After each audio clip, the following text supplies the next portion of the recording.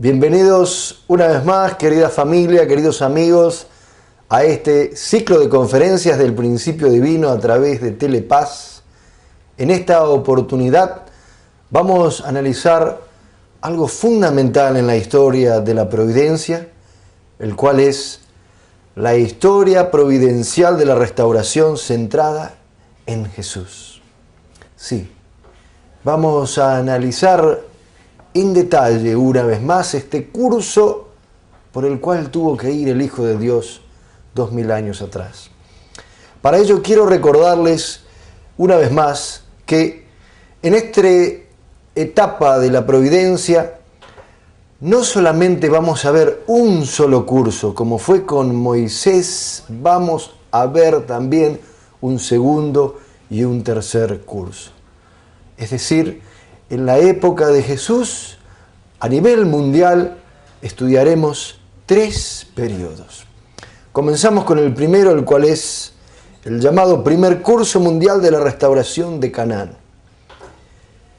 Habíamos visto en conferencias anteriores que Dios trabaja su providencia con victorias, fundamento tras fundamento, en base a victorias previas. En el caso de Jacob, fue una victoria familiar e individual. En el caso de Moisés, una victoria nacional. Y ahora vamos a ver esta historia de la providencia a nivel mundial centrada en Jesús. Es decir, en todas las eras providenciales, Dios elige a una figura central. En este caso, es el mismo Jesús. Vamos a ver entonces, como dijimos antes, que para poder establecer el fundamento para que venga el Mesías, se necesitaba primero el fundamento de fe, el cual es vertical, y el fundamento de substancia, el cual es horizontal. Ahora, si nosotros nos ponemos a pensar en la preparación para la llegada de Jesús y en la preparación para que Él pudiera comenzar su ministerio de salvación, ¿quién era el personaje central en esa providencia? Era Juan el Bautista. Ya lo vamos a ver por qué en más detalle. Pero no solamente necesitamos una figura central, recuerda, también necesitamos que esa persona central haga una ofrenda requerida.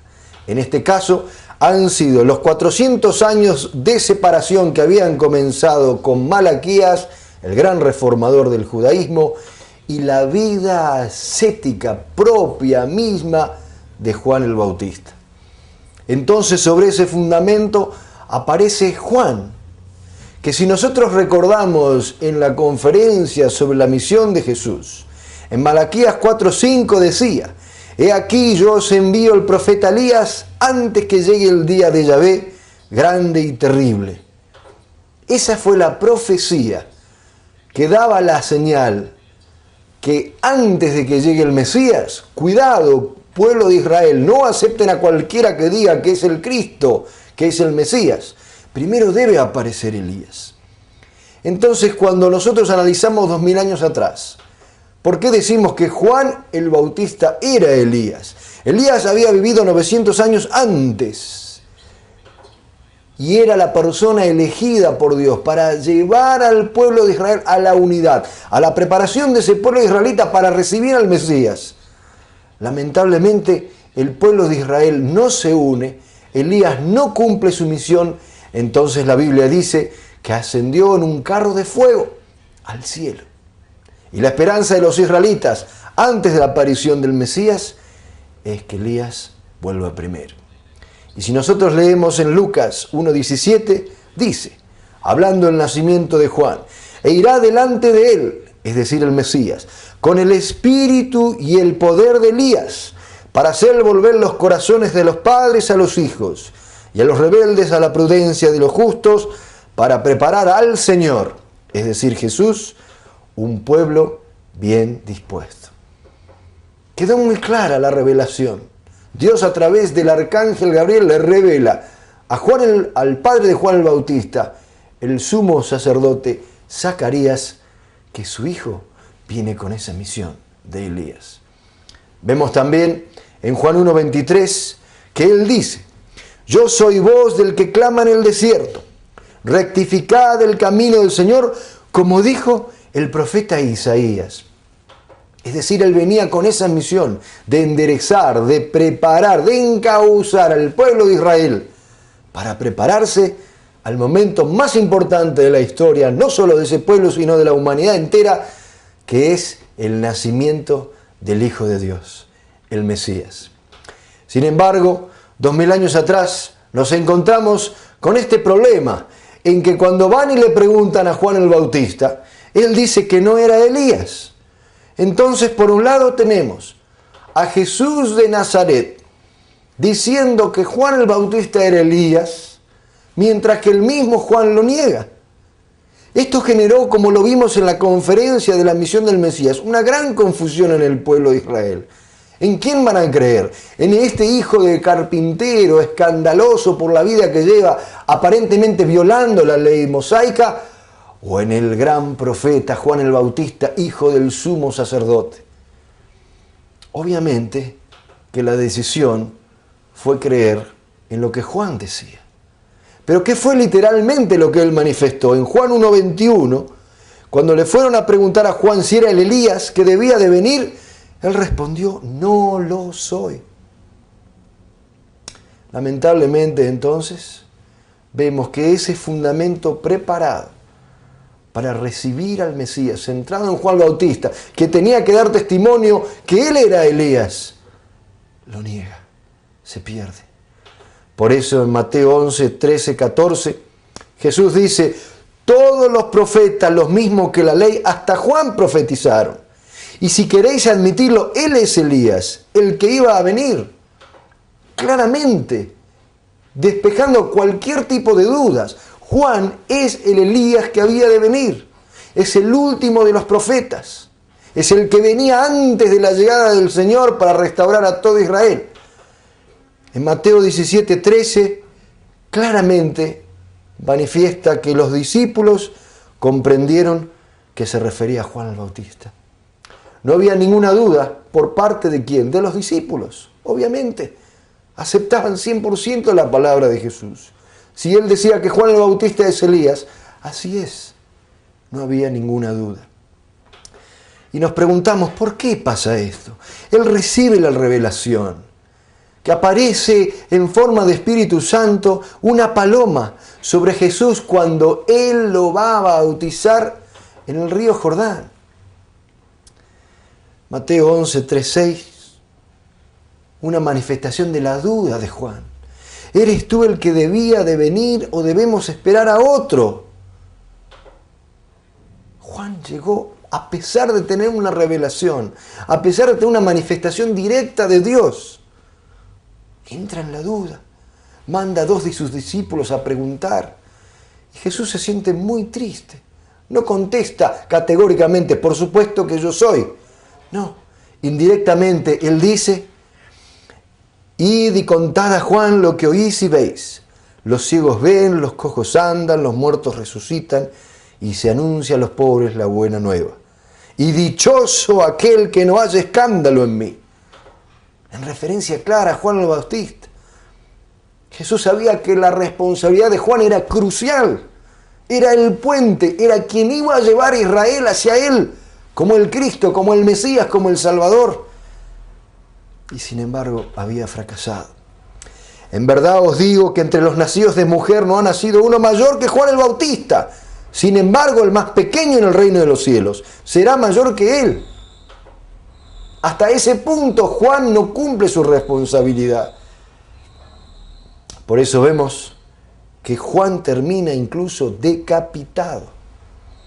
Le cortaron la cabeza. Jamás debería haber terminado así su vida, todo lo contrario. Lo comentamos anteriormente.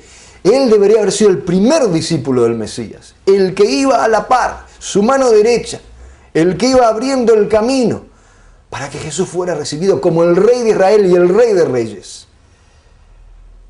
Por lo tanto, toda esta preparación, todo este fundamento, estos últimos 400 años, desde Malaquías hasta el nacimiento de Jesús en Belén, todo se pierde. Vemos entonces que tanto este fundamento para el Mesías no se cumple en este primer curso de la restauración mundial de Canaán. Aún así, dijimos siempre que Dios es un Dios de amor verdadero. Dios es un Dios de amor incondicional. Pese a los errores, pese a los fracasos, aún así, Él continúa. Quiere darle la oportunidad a la humanidad a que reciba su bendición. Por eso entramos ahora en el segundo curso, el cual se denomina Curso Mundial de Restauración de Canaán. Pero antes de entrar en detalles, yo quiero que siempre conectemos este contenido que es intelectual, es una explicación de la palabra, de la Biblia, de hechos que nosotros encontramos en las Escrituras. Yo le invito a que conecte cada uno de estos acontecimientos históricos con el corazón de Dios. Porque muchas veces cometemos el error de pensar que Dios está ahí arriba, más allá del tiempo y del espacio, alejado de la realidad y de los acontecimientos cotidianos, no solamente de la vida providencial, sino de nuestras propias vidas. Y no es así. Dios es un Dios de amor, de corazón, su esencia es encontrar a alguien a quien amar y bendecir. Por lo tanto, cada vez que sucede un fracaso de esta manera, es como un puñal, es como un cuchillo en el corazón de nuestro Padre Celestial. Así como leímos en el Génesis 6:6, que Dios sintió dolor por el pecado de Adán y Eva. Cada vez que suceden estas cosas, es un dolor en el corazón de Dios, porque hay sufrimiento, hay prolongación de la bendición. Por eso, gracias al principio divino, comprendemos a través de estos errores del fracasos, estos fracasos de la historia, lo que nosotros no debemos hacer para que Dios pueda bendecir nuestras vidas. Vemos entonces en este segundo curso, a nivel mundial, una vez más, necesitamos el fundamento para el Mesías. Como usted ve, se repite la necesidad del fundamento. De lo contrario, no puede aparecer el Mesías, no puede aparecer el poder y la manifestación de Dios. ¿Y quién es la figura central en este segundo curso para establecer el fundamento de fe? Es el mismo Jesús, ya lo vamos a ver. ¿Cuál es la ofrenda requerida? Son esos 40 días de ayuno que Él pasa en el desierto. ¿Qué significa todo esto? Debemos recordar que originalmente Jesús, siendo el Mesías, siendo el Hijo de Dios, lo único que venía era transmitir el amor y la verdad de Dios. Una nueva expresión de la verdad, elevándose por lo que había Dios revelado a través de Moisés en esas tablas de piedra, entregando los evangelios. Si Él hubiese sido aceptado, se habría establecido sustancialmente el reino de los cielos. No hay sufrimiento, no hay persecución, no hay tentaciones en el desierto, no hay ayuno, no hay cruz. Pero debido a ese fracaso, es importante que usted entienda este punto, porque es debido al fracaso que Jesús tiene que ir por el camino del sufrimiento.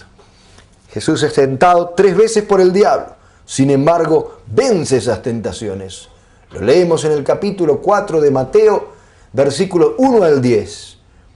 Pero si bien leemos esas escrituras y entendemos los acontecimientos como hechos históricos en la providencia, la pregunta es, ¿por qué ha sucedido esa situación en la cual el Hijo de Dios tiene que ayunar por 40 días y 40 noches, sufrir tentaciones? ¿Por qué? Vamos a analizar esto. La primera tentación transmitía las piedras versus el pan. Vamos a ver en detalles cuál fue esa tentación. Le aparece Satanás pidiéndole que convierta esas piedras en pan. Esto tiene que ver con la restauración de la primera bendición, que es, si usted recuerda muy bien, la perfección individual. El camino hacia alcanzar la unidad absoluta con Dios. Leemos entonces en Mateo capítulo 4, versículo 3, dice lo siguiente. Y acercándose el tentador, es decir, Satanás, le dijo: si eres el Hijo de Dios, di que estas piedras se conviertan en panes. Imagínense, cuando usted tiene hambre, sin haber pasado un ayuno de 40 días y 40 noches, cuando usted pasa unas horas nomás y tiene hambre, y tiene mucho hambre, ¿no estaría dispuesto a hacer cualquier cosa en esos momentos para comer? Imagínense Jesús, después de 40 días y 40 noches, muerto de hambre. Y Satanás se aparece y le dice: haz que estas piedras se transformen en pan. ¿Por qué? Vamos a recordar que las piedras simbolizaba, esa roca simbolizaba el Mesías que había de venir, el Adán restaurado. Es decir, que Cristo era la roca, como leemos en 1 Corintios 10:4 y en Apocalipsis 2:17. Por lo tanto, ¿qué significa esta tentación de Satanás viniendo a Jesús a que esas piedras se convirtieran en pan? Las piedras utilizadas por Satanás para tentar a Jesús simbolizaban a Jesús mismo, que era la roca espiritual y la tabla de piedra verdadera. Esto es fundamental. ¿Por qué? Porque él le responde diciendo: está escrito, no solo de pan vive el hombre, sino de toda palabra que sale de la boca de Dios. Dándole a entender que no solamente de lo material, de lo físico vive el hombre, porque el hombre no solamente tiene un cuerpo físico del cual necesita alimento material, sino que uno tiene un cuerpo espiritual, un yo espiritual que necesita alimentarse de la palabra de Dios, esa vida eterna que recibimos a través de la verdad de Dios. Entonces, por su triunfo en la primera tentación, Jesús estableció la condición para establecerse de nuevo como la roca verdadera. Es decir, Él no sucumbió para nada. Y esto es muy importante recordarlo. ¿Por qué? Porque si usted ve en el comienzo de la historia, ¿quién fue tentado por primera vez? Adán. Y la Biblia dice que Jesús es el Adán postrero, o el segundo Adán. En la primera carta de Corintios, capítulo 15, versículo 45. Muy claramente. Es decir, que Adán es tentado por Satanás y cae. En este caso es nuevamente Adán, Jesús, que también es tentado por Satanás. ¿Entiende? Es la restauración de ese fracaso en el comienzo de la historia. Pero a diferencia del primer Adán, Jesús no cae en la tentación. Lo rechaza, diciéndole que el hombre no solamente se alimenta de pan, sino de la palabra de Dios. Por lo tanto, restaura la posición de roca verdadera, y Jesús, desde la posición de Juan el Bautista, restauró simbólicamente la posición del Mesías, el modelo de persona verdadera. Y por último, Él establece la victoria para el fundamento de restauración de la primera bendición de Dios. Es decir, Él absolutamente llega a ser una unidad en mente, cuerpo, espíritu con Dios. Por eso cuando Él predica, dice: quien ve a mí, ve al Padre, porque yo estoy en el Padre está en mí. Aquí está Dios. Primera vez en la historia que un hombre alcanza la perfección absoluta, la restauración de la primera bendición. Vamos a ver entonces la segunda tentación, que es cuando Él es invitado a ir a la cúpula del templo y le ofrece todo. ¿Por qué? Esto significa la multiplicación de los hijos de la segunda bendición. Estamos viendo entonces, conectándolo para que quede una vez más bien claro, cada una de estas tentaciones está representando la restauración de las tres bendiciones. En este caso vamos a analizar la segunda tentación. Mateo 4, versículo 6, dice lo siguiente: y le dice el diablo: si eres hijo de Dios, tírate abajo, porque está escrito: a sus ángeles encomendará, y en tus manos te llevarán para que no tropiece tu pie en piedra alguna. Es decir, que Satanás no solamente lo tienta una vez. Fíjese que al primer Adán lo tentó una vez y cayó. Aquí tienta por primera vez al segundo Adán. Jesús no cae, lo rechaza, pero él vuelve a tentarlo. Y en esta segunda oportunidad entendemos que Jesús se había comparado al santuario de Jerusalén con su cuerpo, ¿recuerda? Esto está en Juan capítulo 2, versículos 19 al 21. Jesús le respondió: destruid este santuario y en 3 días lo levantaré. Los judíos le contestaron: 46 años se han tardado en construir este santuario, ¿y tú lo vas a levantar en 3 días? Pero él hablaba del santuario de su cuerpo. Es decir, que este templo está representando el cuerpo de Jesús. Es Jesús mismo, el Hijo de Dios. En 1 Corintios 3:16 leemos: ¿no sabéis que sois santuario de Dios y que el Espíritu de Dios habita en vosotros? El cuerpo es el santuario de Dios. Y recuerde que esta segunda bendición tiene que ver con la multiplicación de los hijos, con la relación entre padres e hijos. Jesús venía en la posición de padre verdadero, por lo tanto sus discípulos en la posición de hijos. Por eso leemos en la 1 Corintios 12:27. Ahora bien, vosotros sois el cuerpo de Cristo y sus miembros cada uno por su parte. Es decir, si Jesús es el Padre y ellos representan el cuerpo de Cristo, son la extensión, son los hijos, son la multiplicación. Y vemos entonces que el propósito de esta tentación de Satanás es no que fue para poner a prueba la habilidad de Jesús de hacer milagros como algunos han entendido. Algunos solamente sostienen que la tentación vino para ver si él tenía la capacidad de hacer esos milagros. No. El propósito principal fue para tentarlo a abandonar su posición como el Señor del templo, porque tirándose hacia abajo se habría vuelto un hombre caído. ¿Por qué? Porque hubiese sucumbido como lo había hecho el primer Adán, al mismo Satanás, al mismo arcángel Lucifer caído. Por eso es muy importante esta respuesta de Jesús, es muy importante esta victoria de Jesús por ser el camino a la restauración. Mateo 4:7, Jesús les dijo: también está escrito, no tentarás al Señor tu Dios.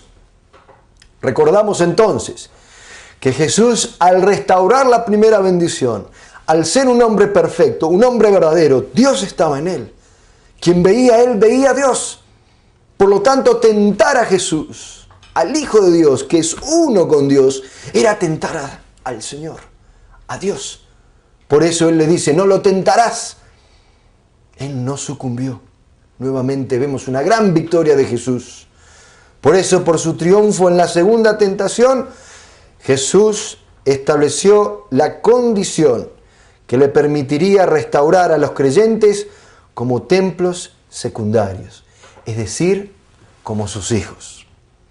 Y si usted recuerda la conferencia acerca del renacimiento, dijimos que cuando él le habla a Nicodemo, en Juan capítulo 3, versículo 3, le dice que para nacer de nuevo había que nacer del Espíritu Santo.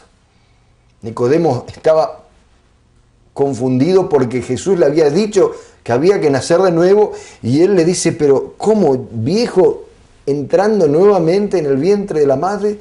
Y él enfatiza: no, es a través del Espíritu Santo.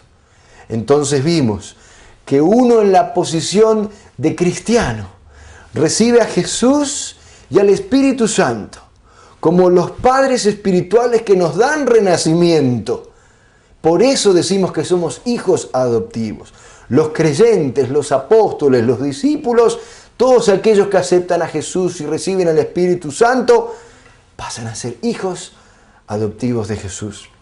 Por eso esta victoria en la segunda tentación, dijimos, es la condición que le permitiría restaurar a los creyentes como hijos. Y además, Jesús también estableció el fundamento para restaurar la segunda bendición de Dios, el segundo paso para la realización de la meta de Dios para la creación. Es decir, el primer paso se había logrado con victoria, ahora tenemos el segundo paso también con victoria. Esto es sumamente importante porque en la providencia de la restauración nosotros habíamos visto el fracaso en el número 1 y en el número 2 que habían sido dominados por Satanás. ¿Recuerda? Cada uno de los cursos, cada una de las familias, el número 1 y el número 2 dominados por Satanás. En este caso no. Jesús restaura la primera bendición con su victoria en la primera bendición y la segunda bendición con su victoria en la segunda tentación. Vamos a ver entonces la tercera tentación, que tiene que ver con el ofrecimiento de los reinos del mundo. Imagínense qué tentación. Si viene a usted alguien y le ofrece los reinos del mundo. Esta tentación tercera tenía que ver directamente relacionada con la restauración de la tercera bendición, que era el dominio sobre la creación, el dominio sobre los reinos. ¿Y cuál fue esta tentación? Mateo capítulo 4, versículo 9, dice lo siguiente: todo esto te daré si postrándote me adoras. Todo. Lo lleva arriba a la cima de la montaña, le muestra los reinos y dice, todo esto te daré si me adoras, con esa condición. Ahora, ¿cómo puede Satanás decirle al Hijo de Dios, al Hijo perfecto, verdadero, a la manifestación visible de Dios, yo te voy a dar todo a ti? ¿Sobre qué fundamento tiene un ángel caído esa autoridad para decir esas palabras? Y esto tiene que ver con la caída. Porque al ser el primer hombre y la primera mujer, quienes se unen centrados en Satanás, todo quedó dominado por él. Él pasó a ser el Señor debido a esa caída. Por lo tanto, él cree que tiene esa autoridad de darle todo a Jesús con la condición que lo adorara. Ahora nos hacemos esta pregunta. Si no hay ninguna montaña desde la cual pueden verse todos los reinos, ¿qué significa el hecho que Satanás le llevó a Jesús a esta montaña tan alta? Porque aún subiendo al Everest, en el Himalaya, uno no puede ver el resto del planeta. Entonces, ¿qué significa esto? Vemos que Adán perdió su autoridad como Señor de la creación. Lo leemos en la carta del apóstol Pablo a los Romanos, capítulo 8, versículos 19 al 20. Dice lo siguiente: pues la ansiosa espera de la creación desea vivamente la revelación de los hijos de Dios. La creación, en efecto, fue sometida a la vanidad, no espontáneamente, sino por aquel que la sometió. Es decir, la creación está sufriendo, gimiendo, dice el apóstol Pablo, porque debido a la caída, el primer hombre y la primera mujer dejaron que todo esto fuese dominado por Satanás. Ellos que deberían haber sido los verdaderos dueños, al ser los hijos de Dios, de una sustancia visible, deberían haber dominado toda la creación, todo el cosmos, tanto el mundo físico como el mundo espiritual. Sin embargo, eso se perdió debido a la caída. Por eso Dios puso todo bajo el poder de Cristo. Dice en la primera carta de Corintios 15, 27, porque ha sometido todas las cosas bajo sus pies. Mas cuando diga que todo está sometido, es evidente que se excluye aquel que ha sometido a él todas las cosas. Dios le había dado la autoridad suprema originalmente a Adán. Él tenía el poder de juzgar a los ángeles, él tenía el poder de dominar al mundo angelical, tanto como el mundo físico. Sin embargo, debido a la caída, eso se perdió. Jesús, como segundo Adán, victorioso, al haber cumplido su primera bendición, al haber restaurado a través de la segunda tentación siendo rechazada, la segunda bendición, tiene esa autoridad. Por lo tanto, leemos en Mateo 4, versículo 10, dícele entonces Jesús: apártate, Satanás, porque está escrito, al Señor tu Dios adorarás, y solo a Él darás culto. Es decir, una vez más, el Hijo de Dios, verdadero, perfecto, rechaza la tentación de Satanás, restaurando el fracaso del primer Hijo de Dios, que cayó y sucumbió ante la primera tentación del diablo. Por lo tanto, vemos en Hebreos 1:14, es que no son todos ellos espíritus servidores con la misión de asistir a los que han de heredar la salvación. Por eso Jesús es contundente, diciendo: tú eres un ángel, tú me tienes que adorar a mí, tú tienes que postrarte ante mí. Yo soy el Hijo verdadero de Dios.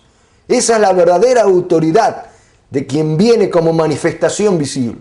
Entonces Jesús triunfa en la primera, en la segunda y en esta tercera.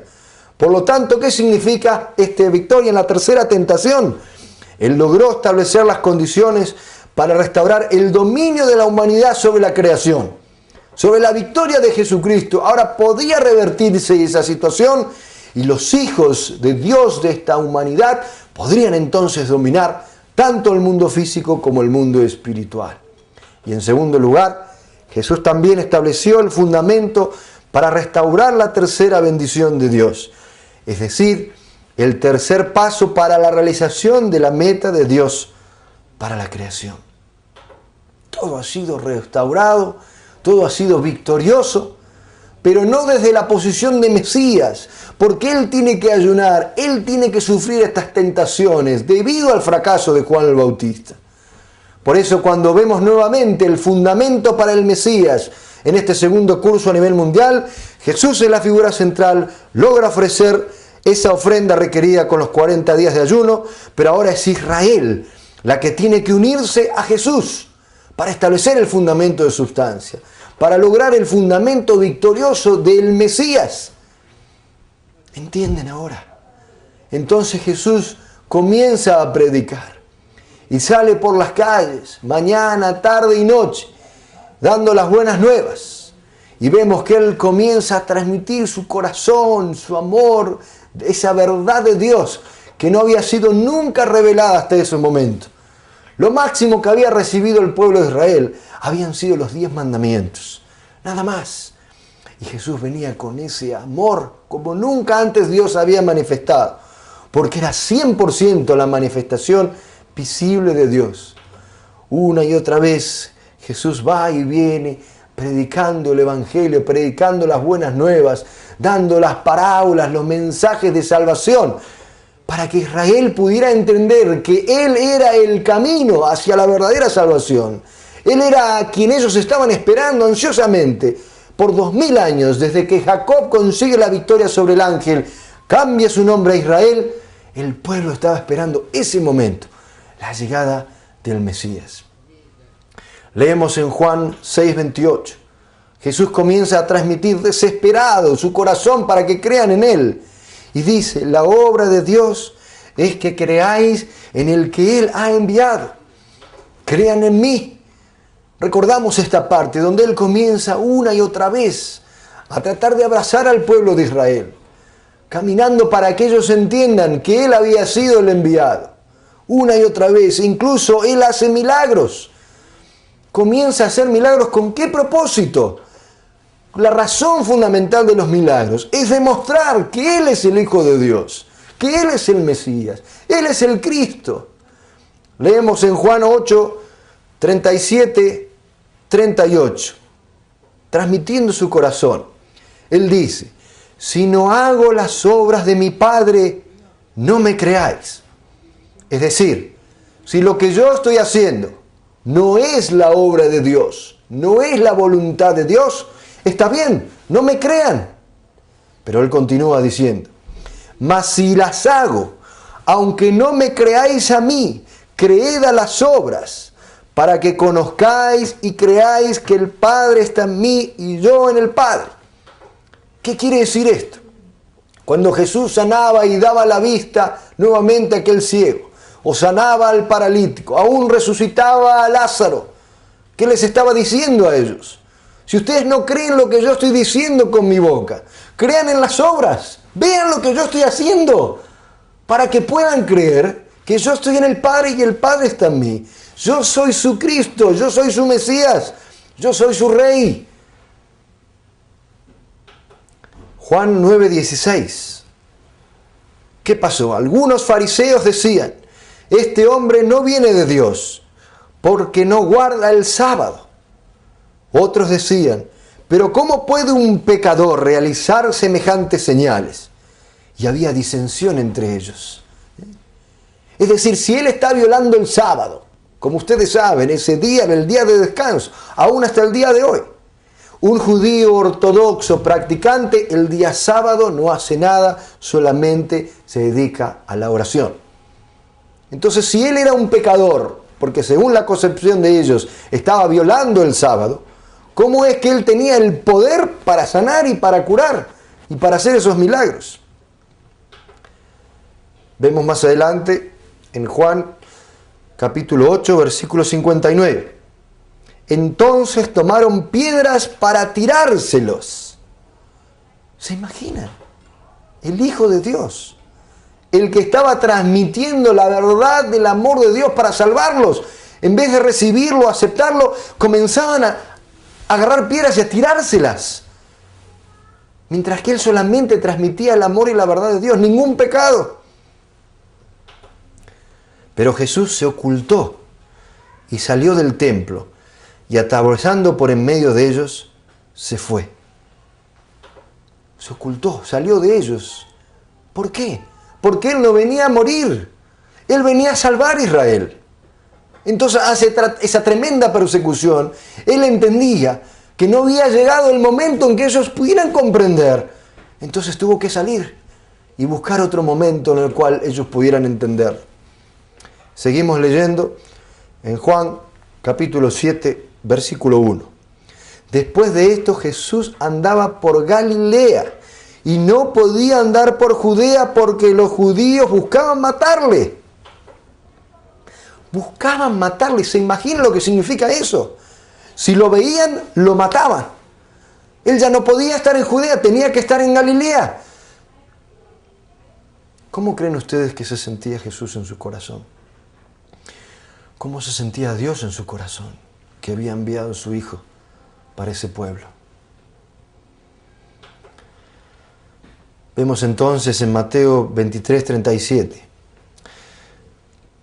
Jesús mira a Jerusalén y dice, Jerusalén, Jerusalén, tú que matas y apedreas a los profetas que a ti te son enviados.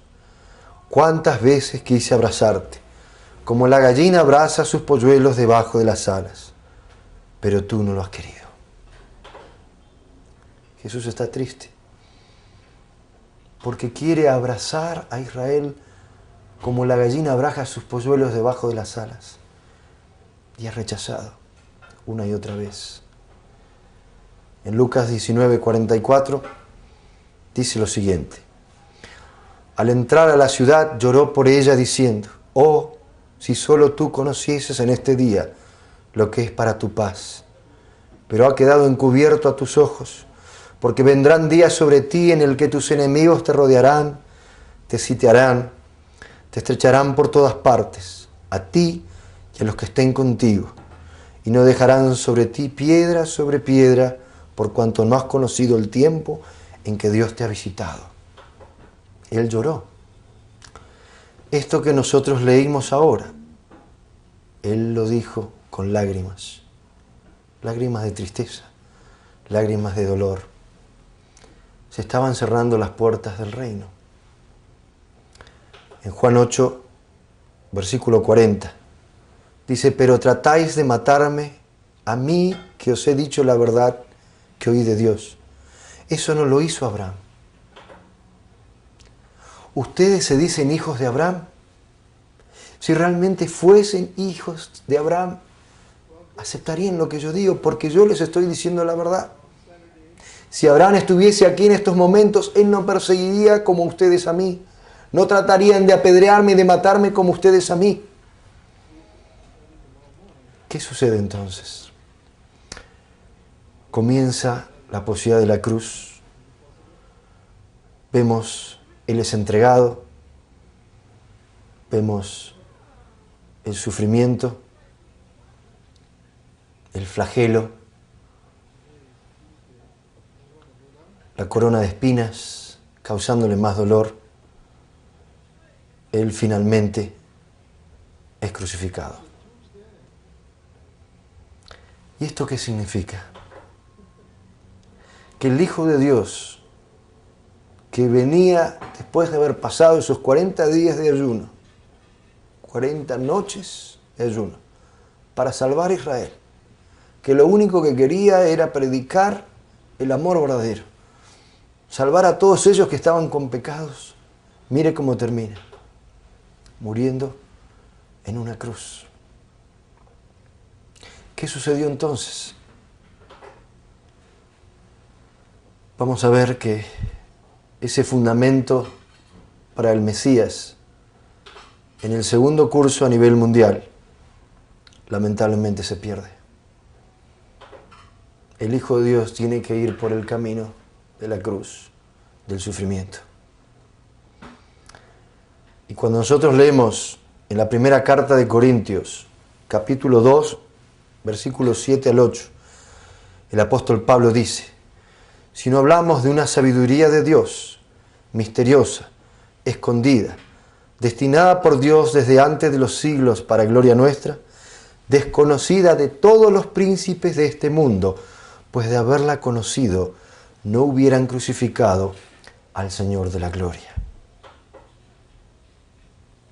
Había dos profecías fundamentales en Isaías. Una que decía el camino del sufrimiento, otra que decía el camino del Señor de la gloria. ¿De quién dependía? De la responsabilidad humana, del pueblo de Israel. Si ellos hubiesen recibido, aceptado, amado a Jesús como el Hijo de Dios, se hubiese cumplido la profecía del Señor de la gloria, del Rey de Reyes, la salvación para Israel y para toda la humanidad. De no cumplir su parte de responsabilidad, se cumpliría la profecía del Señor del sufrimiento. Por eso vemos que es necesario un tercer curso mundial de la restauración de Canaán, que una vez más no era lo original, porque Jesús muere en una cruz. ¿Y esto qué significa? Esa cruz, causándole tanto dolor, quitándole esa vida física para continuar amando, para continuar predicando, para continuar enseñando, ese templo de Dios se perdió. La manifestación visible de Dios se perdió. Entonces, ¿qué consiguió la humanidad a través de esta cruz? Por un lado, vemos que en Romanos 7, 23, 24, en la primera de Juan 1, 10 y en la primera de Tesalonicenses 5, 17, explica claramente que el hombre ha conseguido solamente la salvación espiritual a través de la cruz. Pero el cuerpo sigue todavía influenciado por Satanás. Si usted mira este cuadro nuevamente y quédese unos segundos más, esto implica que Jesús es entregado, su cuerpo físico es entregado a Satanás como el precio para la salvación de la humanidad, mientras que su ser interior, su cuerpo espiritual, va con Dios. La humanidad, de la misma manera. Por un lado, el cuerpo espiritual, el yo espiritual de nosotros recibe la salvación, recibe la resurrección a través de aceptar a Jesús y al Espíritu Santo, mientras que nuestro cuerpo, como usted ve muy bien, sigue influenciado por Satanás. Entonces, cuando nosotros nos preguntamos lo que dice en Juan 3:14, y como Moisés levantó la serpiente en el desierto, así tiene que ser levantado el Hijo del Hombre. Hay una resurrección. ¿Por qué es importante esta resurrección? Porque vamos a ver que para establecer el fundamento para recibir al Mesías en este tercer curso mundial en la providencia de la restauración, la figura central en el fundamento de fe es el Jesús resucitado. Es el Jesús victorioso. Siempre necesitamos encontrar una figura central que haga una ofrenda requerida que simboliza el número 40, separación de Satanás. En este caso es el Jesús que ha resucitado, cuya condición de ofrenda son los 40 días después de la resurrección, en la cual Él va apareciéndole a sus discípulos una y otra vez, compartiendo su corazón. Vamos a leer algunos de estos versículos. En el libro de los Hechos, capítulo 1, versículo 3 dice: a estos mismos, después de su pasión, se les presentó dándole muchas pruebas de que vivía, apareciéndoseles durante 40 días y hablándoles acerca de lo referente al reino de Dios. Es decir, una y otra vez comienza Jesús, después de su resurrección, a hablar con sus discípulos, a buscar la manera en que ellos puedan establecer ese fundamento de unidad de corazón con Él. Vemos que hay pasajes en el cual Él se comunica con ellos, pero en realidad no es su cuerpo físico literalmente. Ese fue el precio que hubo que pagar por la redención de la humanidad, el derramamiento de la sangre en la cruz. Vamos a ver, por ejemplo, en Juan 21, 1, 4. Dice: después de esto se manifestó Jesús otra vez a sus discípulos junto al mar de Tiberias, mas los discípulos no sabían que era Jesús. ¿Por qué? Este es un tema fundamental y me quedan ahora muy pocos minutos, pero en un futuro, una próxima conferencia más profunda, quiero compartir con ustedes más conocimiento. Pero en realidad no es ese cuerpo físico. Si hubiese sido el cuerpo físico literal de Jesucristo, ellos lo hubiesen reconocido. Era el cuerpo espiritual que ellos tenían sus sentidos abiertos y podían comunicarse con Jesús como lo hacen muchas personas hoy en día. Lo mismo vemos en Juan capítulo 20, versículo 14. Cuando había dicho esto, se volvió y vio a Jesús que estaba allí, mas no sabía que era Jesús. María Magdalena tampoco pudo reconocer a Jesús. ¿Por qué? Porque no era su cuerpo físico literalmente, era su cuerpo espiritual. Entonces, este Jesús resucitado, que es la figura central, que durante 40 días se le aparece a sus discípulos, estableciendo la condición de esa ofrenda requerida, ahora tiene que establecer el fundamento de sustancia a través de que sus discípulos se unan absolutamente con Él, incondicionalmente con Él.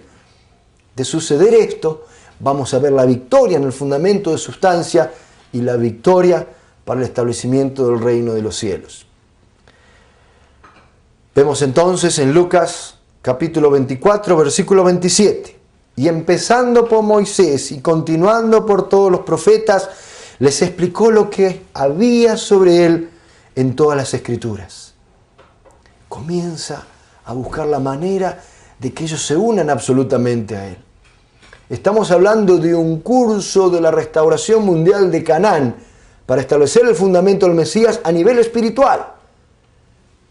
En Mateo 28, 18, 20 dice: Jesús se acercó a ellos y les habló así: me ha sido dado todo poder en el cielo y en la tierra. Id pues y haced discípulos a toda la gente, bautizándoles en el nombre del Padre, del Hijo y del Espíritu Santo, y enseñándoles a guardar todo lo que yo os he mandado. Y aquí que yo estoy con vosotros todos los días hasta el fin del mundo. Amén. Es decir, que Él se le vuelve a aparecer una y otra vez buscando esa unidad de corazón. ¿Por qué? Porque leemos en Juan 3:16, porque tanto amó Dios al mundo que dio a su Hijo unigénito, para que todo el que crea en Él no perezca, sino que tenga vida eterna. Entonces vemos que se establece victoriosamente el fundamento a nivel espiritual, pero ahora necesitamos ver el fundamento a nivel mundial de curso completo. Es decir, así como vimos en la providencia de la restauración a nivel nacional, con Moisés y con Josué, De la misma manera, veremos la providencia en el curso mundial para Canaán. Jesús era la entrada espiritual y el Señor de la segunda venida la entrada completa. Es el mismo paralelismo. Por eso, en los últimos días, vamos a encontrar quién será esa figura central en el fundamento de fe. Será alguien en la posición de un nuevo Juan el Bautista. Pero si esa persona llegara a fracasar, entonces el Señor de la segunda venida, así como fue Jesús 2000 años atrás, tendrá que ponerse en esa posición después de pasar por un periodo de separación de número 40 de Satanás. Por eso la ofrenda requerida será un número de 40, que significará ese periodo de fe. Y estableciéndose ese fundamento de fe, pasaremos al segundo fundamento, que es el de sustancia, en el cual no ya la segunda Israel, quizás la tercera Israel será la que tendrá que unirse al nuevo Juan Bautista o al mismo Señor de la segunda venida. ¿Por qué decimos la segunda o la tercera Israel? Porque esto es un ejemplo de lo que podría suceder de acuerdo a lo que aconteció 2000 años atrás. En principio se había establecido el primer Israel, centrado en Juan el Bautista. Si el primer Israel, centrado en Juan el Bautista, hubiese aceptado a Jesús, entonces no habría sido necesario una segunda Israel. No habría sido necesario el cristianismo. El mismo judaísmo habría recibido a Jesús de Nazaret. Por eso decimos que en este tercer curso a nivel mundial completo, si este nuevo Juan el Bautista se une a la voluntad de Dios a través de conseguir que el cristianismo llegue al Señor de la segunda venida, no va a haber necesidad de una tercera Israel. Será la misma segunda Israel, el mismo cristianismo que cumpla su responsabilidad de unirse al Señor de la segunda venida. Pero como sucedió 2000 años atrás, si ese nuevo Juan el Bautista fracasa, o si la segunda Israel fracasa en unirse al Señor de la segunda venida, tendrá que surgir un nuevo pueblo, una nueva Israel, la tercera Israel, que se unirá al Señor de la segunda venida para establecer el ideal sobre la tierra. De una u otra manera, lo que les garantizo es que sí o sí el reino de Dios será establecido en la tierra. Y amigos míos, mi querida familia, estamos viviendo en ese tiempo, en el tiempo de la segunda venida, en el tiempo en que el Señor estará entre nosotros y será nuestra responsabilidad unirnos a Él, amarlo, recibir sus enseñanzas que Dios está transmitiendo en este tiempo, o será nuestra responsabilidad un fracaso como 2000 años atrás, en no creer en Él, en acusarlo, en apedrearlo y en última instancia crucificarlo. Sabemos las trágicas consecuencias de la historia 2000 años atrás por haber crucificado al Hijo de Dios. Está en nuestras manos cumplir la voluntad del cielo para dar alegría a Dios, para dar alegría a Jesús y establecer de una vez por todas el mundo de paz, de amor, de felicidad que todos deseamos. Por eso les agradezco de todo corazón una vez más su amable atención. Espero que haya comprendido cada una de estas palabras para poder entender exactamente qué significan cada uno de los versículos que aquí se encuentran en esta Santa Biblia. Una vez más, entonces, en nombre de todos los que trabajamos aquí en Telepaz, le deseamos todo lo mejor para usted, su matrimonio, su familia y su querida nación. Que Dios les bendiga para siempre. Muchas gracias.